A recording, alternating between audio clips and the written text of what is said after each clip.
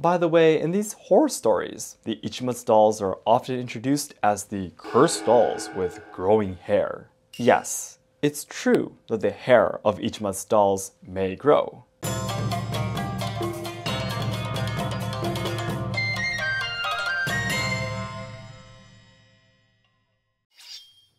皆さんこんにちは and welcome to Let's Ask Shogo. I've once made a video talking about why no masks look so scary. But I soon realized that there is one more Japanese traditional craft work that is considered to be creepy and scary.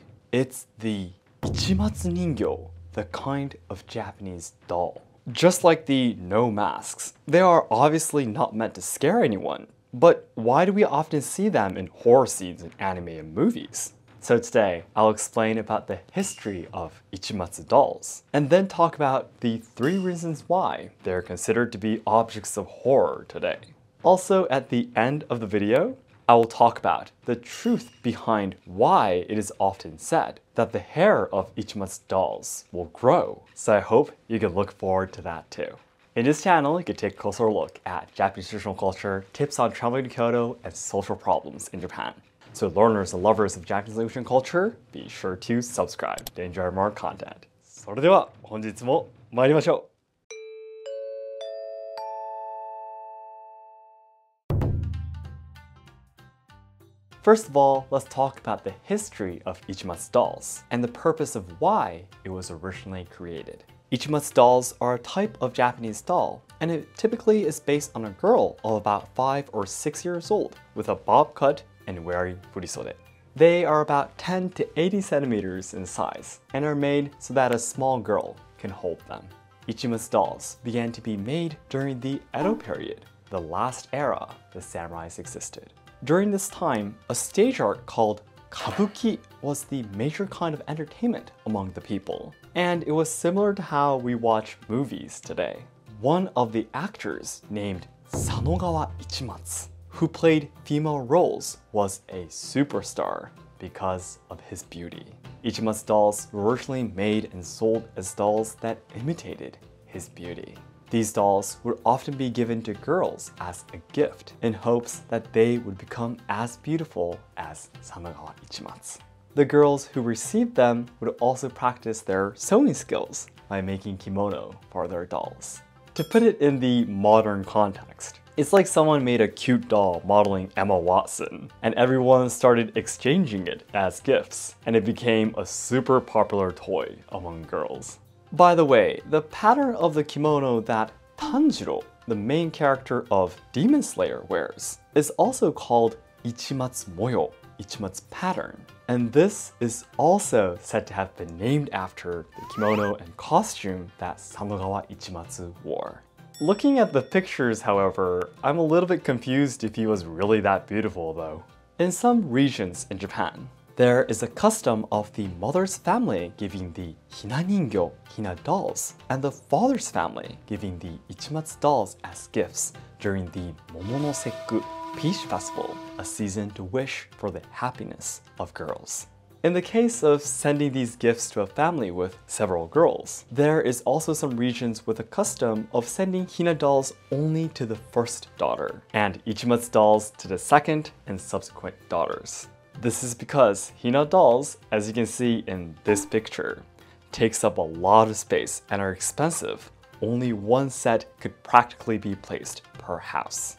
I personally feel that's not very fair to the younger siblings, but I guess there's nothing that can be done.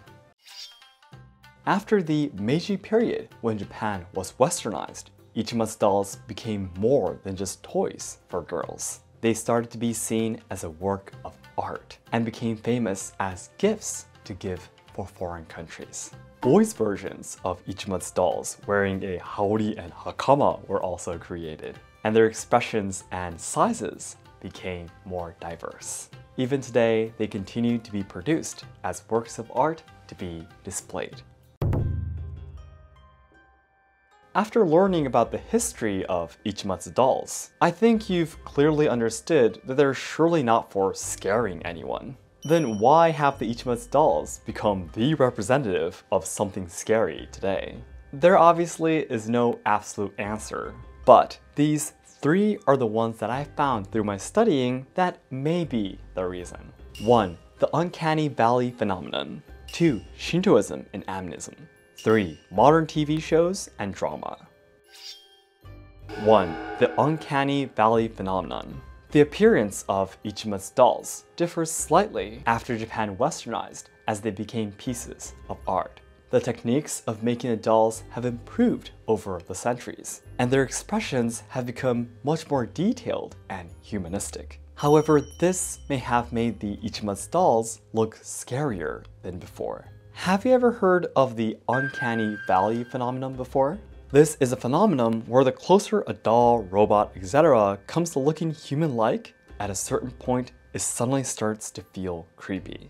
Even though they look like humans, they are not. We all have a psychological sense of feeling uncomfortable from it. Therefore, the more skillfully made the Ichimatsu doll is, the more likely we will be afraid that it might actually come alive and start moving. 2. Shintoism and animism. Japan has an indigenous religion called Shintoism. As an island nation with a very high rate of natural disasters, Japan developed an animistic philosophy, believing that souls reside in every matter while fearing and respecting nature. I personally believe that this idea was born to spread the teachings to take good care of whatever they had in a country with very limited natural resources. If everything has a soul, naturally dolls will have souls too.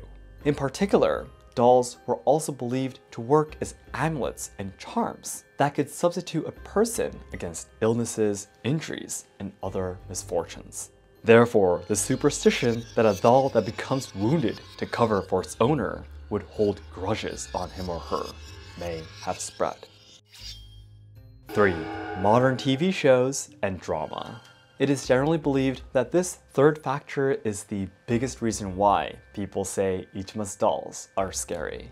Since the 1970s, television had become widespread in Japan, and horror programs have become very popular. Ichimatsu dolls, which were very easy to create horror stories due to the 2 reasons I explained earlier, appeared as cursed dolls in such programs. This culture still continues today, and in almost every single horror anime or manga based in Japan, there will always be Ichimatsu dolls appearing somewhere in the story. By the way, in these horror stories, the Ichimatsu dolls are often introduced as the cursed dolls with growing hair. Yes, it's true that the hair of Ichimatsu dolls may grow, but the reason is not scary at all. The hair of Ichimatsu dolls are made so that a bundle of hair made from silk is folded inside the head, and the tips of the hair are growing out of the scalp. In other words, due to poor quality, mishandling, or the aging of the doll itself, the bundle of hair may loosen, and it just looks as if the hair is growing. But actually, the hair is not growing. The bundle of hair that's been inside the head is just loosening and coming out. So yeah, I'm not afraid of Ichimatsu dolls at all. Except for the one that's right behind you right now. Then lastly, today's conclusion. Ichimatsu dolls were born during the Edo period by modeling the beauty and famous kabuki actor Sanogawa Ichimatsu. It was often given as gifts to girls in hopes that they would become as beautiful as the kabuki actor. In some regions, there is a custom of giving girls Ichimatsu dolls together with hina dolls during the Momonoseku too. After the Meiji period, when Japan was westernized, Ichimatsu dolls became more of art, and today they're produced mainly as traditional craftwork. These are the 3 reasons why Ichimatsu dolls are so scary. 1. The uncanny valley phenomenon. 2. Shintoism and animism. 3. Modern TV shows and drama. The hair of Ichimatsu dolls may grow, not because they are cursed, but simply because the bundle of silk hair inside their heads will loosen due to poor quality, mishandling, or aging. So that's it for today. Thank you very much for watching. If this video helped you to enjoy horror anime manga of Japan even more, please hit the like button to help me boost this video to more people. And my goal is to achieve 1 million subscribers by January 2023, so your help would mean a lot. And please check out our sub-channel and membership through the link inside the description box. Thanks again, and I'll see you in my next video. どうもありがとうございました。So at the end of today's video, I kind of make a small joke, right? Yeah, there is no Ichimatsu Ningyo behind anyone, by the way. But one thing I did find out when I was doing some research and studying about Ichimatsu Ningyo is that the people, the craftsmen who carry on the culture, the techniques to make the Ichimatsu dolls are actually really seriously, no joke, they are seriously suffering from all the TV shows and video games, the horror, anime and stories like that of Ichimatsu Ningyo, because basically someone suddenly started to say that your craftwork is cursed or it's scary or it's objects of horror, right? I mean, the people who carried on the culture really did not have any intentions of, making their items, as something scary, right? So it was really, should I say, heartbreaking for me to see, find that kind of information, that the people who are really trying to carry on the art and the culture, traditions and such are really suffering from it. So in today's video, I did make a little bit of a joke because today's culture is like that, but at the same time, I really do want to try to help out. I don't know what I can do, but I do really want to try to help something, so they can try to carry on the culture, because I think the Ichimatsu Ningyos are very, very beautiful, and it'd be great if we can pass this kind of art to the next generation too.